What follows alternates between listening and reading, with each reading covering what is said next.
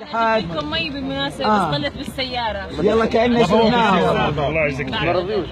تتذكر من لما بلشنا في أول يوم بالاتحاد وجبناك عن طلاقة الاتحاد وشكينا لك موضوع رفع الرسوم. من هذاك الحين لليوم ب 25 اعتصام في كل مرة نخرج اعتصام بدون أدنى مبالاة. المرة هاي خلاص طفح الكيل فعان الأوان لأن نخرج اعتصام مفتوح نبقى حتى إنه يرجع عن هذا القرار.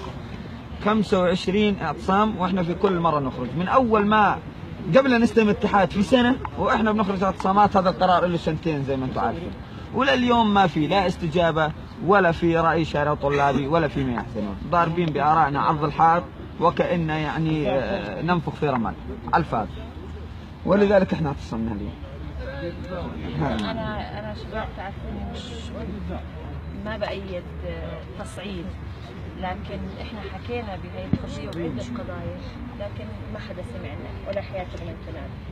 يعني دولة عدنان البدران لو سمحتي، دولة عدنان البدران مين بيقدر يحكي معه؟ ما حدا بيقدر يحكي معه نهائيا. هو رئيس مجلس الأمناء. بس كمان يعني رئيس الجامعة له تأثير. ما له تأثير. هو احنا اليوم كنا قاعدين معه قال ما له تأثير.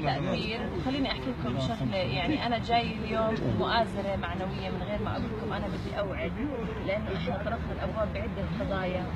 يمكن اظن تابعتوا على مستوى قانون الانتخاب ما منا نغير حرف القانون، فصرنا مقيدين. انا ما بدي اجيش اقول لكم خليكم واقفين خليكم، بس انتم اخذتوا قرار باعتقادي انه مش مبني على عدم دراسه. يعني لما قررت تقطعوا بهذا الاعتصام من كثر الظلم لازم ينسمع صوتكم. تمام. فانا بدي احاول الان انه احاول نوصل رسالتكم، يعني احنا ما بدنا بكره لا سمح الله واحد من الشباب يتعرض لموقف يصير تجيش اكثر وتصير نوصل لنقطه اللا عوده والمشاكل تتفاقم. وانا اللي شايفته انه شبابنا اكثر ناس عم بتضرر، شبابنا اكثر ناس عم بيدفعوا الثمن، واحنا كنواب مو ماينين. واللي بيقول انتخابات ما انتخابات قاطع يعني؟ انا ما رح اظني انسى انتخابات. احنا نقاطع؟ انتوا لا ما تقاطعوا انتخابات على الفاضي. اقول لك شغله سعادتك والله تسمعيني بس اقاطعك شوي. بس انا خليني احكي لك شغله. انا اسمي قصير عدوان امين سر اتحاد الطلبه. انا بذكر ان احنا استضفناكي لما كان انطلاقه الاتحاد. نعم. طرحنا عليك موضوع رفع الرسوم.